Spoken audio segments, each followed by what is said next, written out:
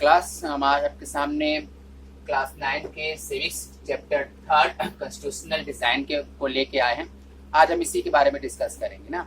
चलिए तो स्टार्ट करते हैं इस चैप्टर को। तो चैप्टर स्टार्ट करते ही आपके सामने जो टॉपिक आएगा वो मेरा ये है, democratic constitution in south Africa. तब हम कहाँ किस कंट्री के बारे में डिस्कस करने जा रहे हैं? साउथ अफ्रीका की कंट्री के बारे में डिस्कस करने जा रहे हैं। किस ईयर कब से कब के डेट में डिस्कशन करेंगे? तो 1948 से लेके 1989 के बीच के ईयर के बीच में हम इसका डिस्कशन करेंगे कि ये क्या है, साउथ अफ्रीका में कॉन्स्टिट्यूशन कैसा था।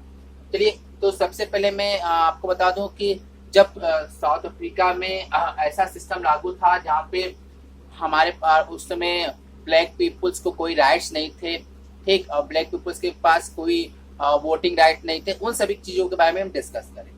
तो चलिए स्ट्रगल अगेंस्ट अपार्थाइड सिस्टम के बारे में पढ़ाएंगे। तो अपार्थाइड सिस्टम क्या है पहले ये जाने। तो अपार्थाइड सिस्टम को जानते हैं, इसके बारे में हम डिस्कस करेंगे। तो अपार्थाइड सिस्टम साउथ अफ्रीका में 1948 से लेके 1989 के बीच में बहुत ज्यादा पावरफुल था।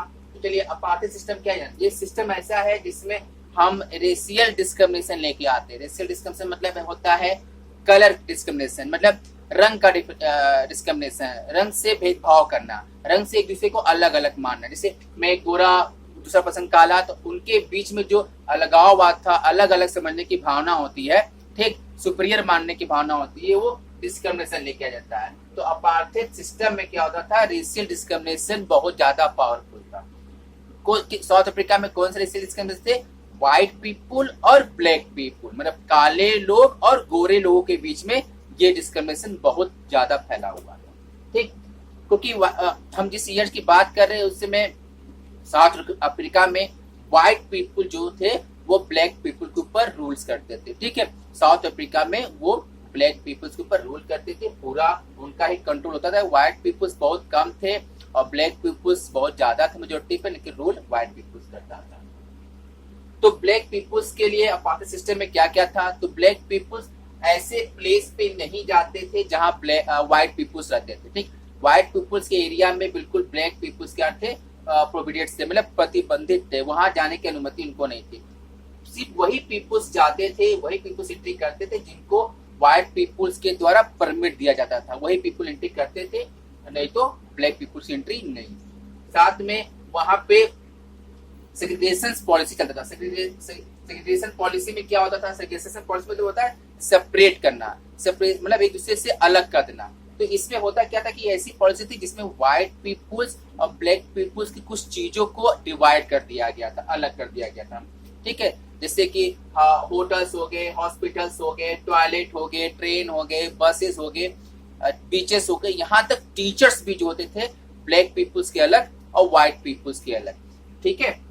तो इस तरीके से सेग्रीगेशन पॉलिसी बहुत तेजी से चलता था, ठीक।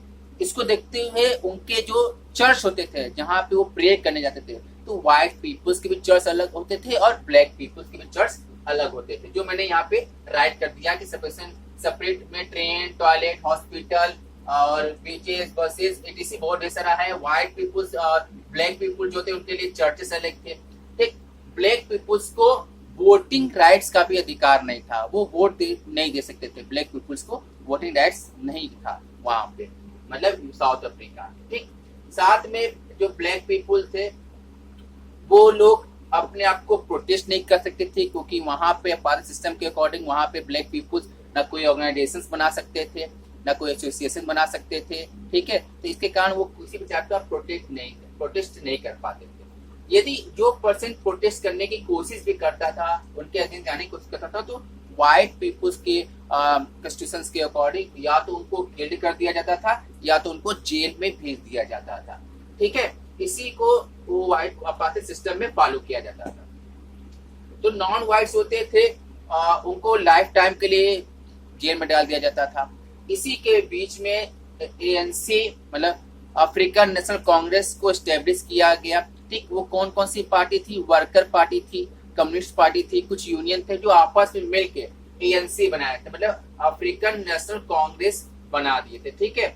इसी में हमारे एक लीडर आगे है जिसका नाम है नेल्सन मंडेला जी, ठीक। नेल्सन मंडेला ने भी शुरुआत किया प्रोटेस्ट करने का, तो उसी के अकॉर्डिंग उनको भी लाइफ टाइम के लिए प्रिजमेंट में डाल दिया गया। नेल्सन मंडेला जी और उनके कुछ लीडर थे जिनको लाइफ टाइम के लिए प्रिजमेंट में डाल दिया गया। नेल्सन मंडेला जी 28 इयर्स के बाद वो वहां से रिलीज हुए। इसके बारे में आगे डिस्कशन करेंगे। ठीक, जब एएनसी बना तो उसी एएनसी ऑर्गेनाइजेशंस के अंडर में बहुत से लीडरों ने मिलकर सेग्रीगेशन और अपार्थाइड सिस्टम को के अगेंस्ट स्ट्रगल किया। ठीक, नेल्सन मंडेला जी को जब जेल में डाला गया तो वो ईयर था 1964। ठीक है, 1964 में उनको लाइफ इम्प्रिजनमेंट दे दिया गया था।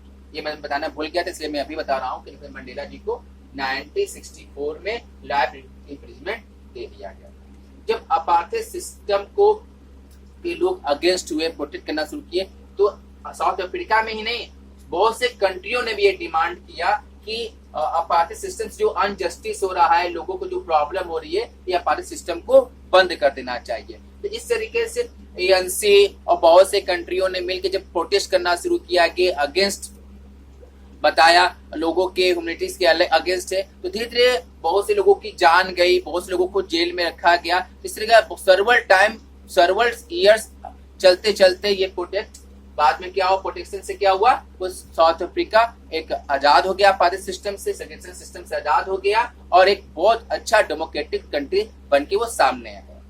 ठीक है, तो इस तरीके से अपार्थाइड सिस्टम जो है साउथ अफ्रीका में वर्क करता था और एएनसी ने किस तरीके से पार्टिसिपेट करके देश को आजादी दिलाई इस सिस्टम से, ये मैंने आपको अपार्थाइड सिस्टम में समझाया। चलिए अब हम बात करते हैं अपने सेकेंड टॉपिक की, टूवर्ड्स ए न्यू कॉन्स्टिट्यूशन। ठीक है, जब कॉन्स्टिट्यूशन बना तो उसमें जो प्रॉब्लम फेस किए गए उसके बारे में डिस्कस हम करते हैं। मतलब जब कॉन्स्टिट्यूशन बनेगा तो वहां पे ब्लैक एंड पीपल्स रहते थे, तो प्रॉब्लम तो क्रिएट हो गई। तो उन प्रॉब्लमों को दूर करने के लिए चलिए प्रॉब्लम पहले जानेंगे, उसके बाद क्या हुआ ये समझेंगे।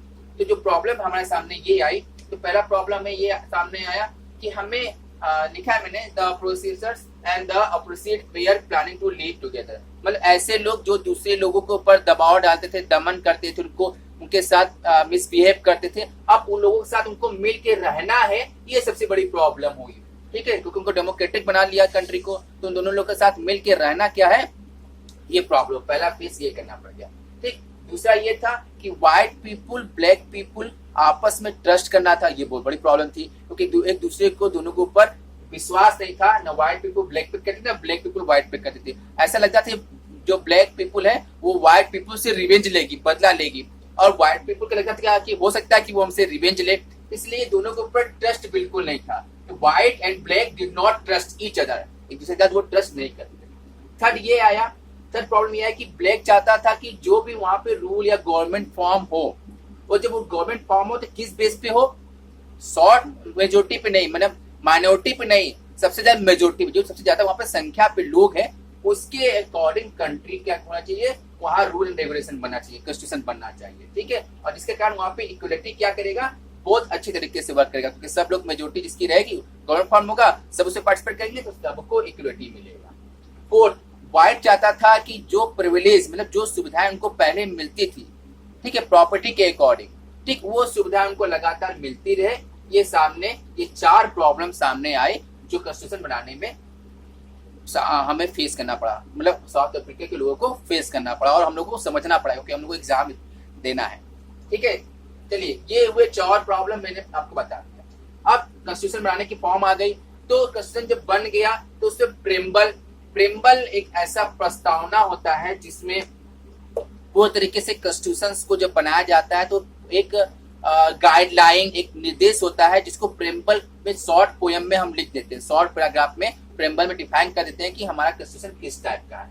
चलिए हमने लिखा भी यहाँ पे introduce to statement in a constitution which state the reason and guiding value of the constitution. मतलब ये पूरी तरीके से कॉन्स्टिट्यूशन में क्या गाइडलाइन है, क्या नीति निर्देशक है, क्या निर्देशक दिया गया है, क्या गाइडिंग है, क्या रीजन है, कैसे बनाया गया है, प्रेम्बल में दिया गया है। ठीक है, चलिए प्रेम्बल में हम पहला पार्ट डिस्कस कर लेते हैं कि पहला यह था कि प्रेम्बल में ये भी बताया गया कि 2 इयर्स तक उनको व्हाइट पीपुल्स और ब्लैक पीपुल दोनों मिल के आपस में डिस्कस करें, डिबेट के को कॉन्स्टिट्यूशन बनाना है।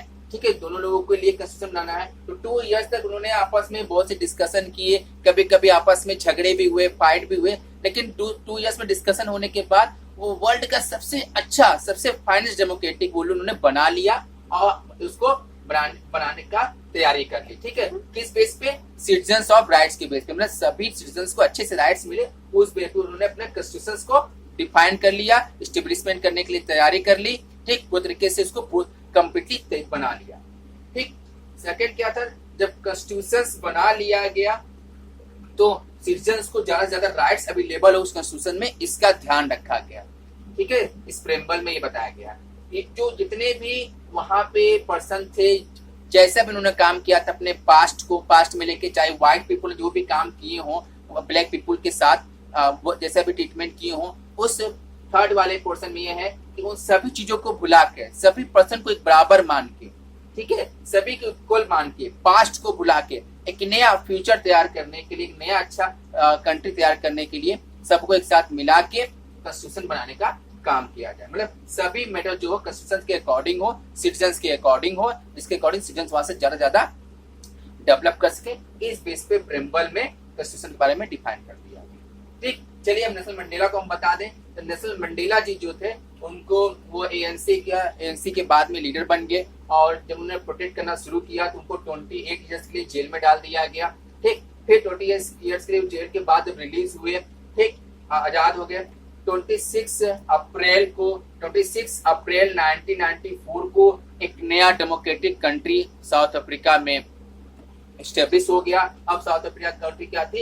एक डेमोक्रेटिक कंट्री थी। ठीक, ब्लैक पीपुल अब व्हाइट पीपुल्स को बिल्कुल फॉरगिव कर चुके थे, मतलब कुछ क्षमा कर दिए थे, माफ कर दिए थे उनके कामों के लिए कि उन्होंने जो व्यवहार उनके साथ किया था वो समाप्त हो गया। ठीक, अब जो भी अब डिसीजन लिए जाएंगे वो सिटीजन्स के राइट्स के अकॉर्डिंग होंगे। तो इस तरीके से मैंने आपको अपार्थाइड सिस्टम में जो वर्क हुए वो समझा दिया।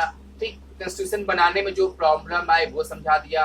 प्रेम्बल के थ्रू ये बता दिया गया कॉन्स्टिट्यूशन में क्या क्या समझाने की कोशिश की गई, ये बता दिया गया। और नेल्सन मंडेला के बारे में बता दिया गया, और नया डेमोक्रेटिक जब फॉर्म हुआ उस ईयर, उस डेट को मैंने आपको डिफाइन कर दिया। इस तरीके से मैंने आपको पूरा अपार्थाइड सिस्टम, एक सेग्रेगेशन सिस्टम, प्रॉब्लम और प्रेम्बल से जो डिस्कशन है वो समझा दिया। इस वीडियो को 2-3 बार आप देखेंगे तो कॉन्स्टिट्यूशनल डिजाइन का जो पहला पार्ट है अपार्थाइड सिस्टम बहुत अच्छे तरीके से समझ में आ जाएगा।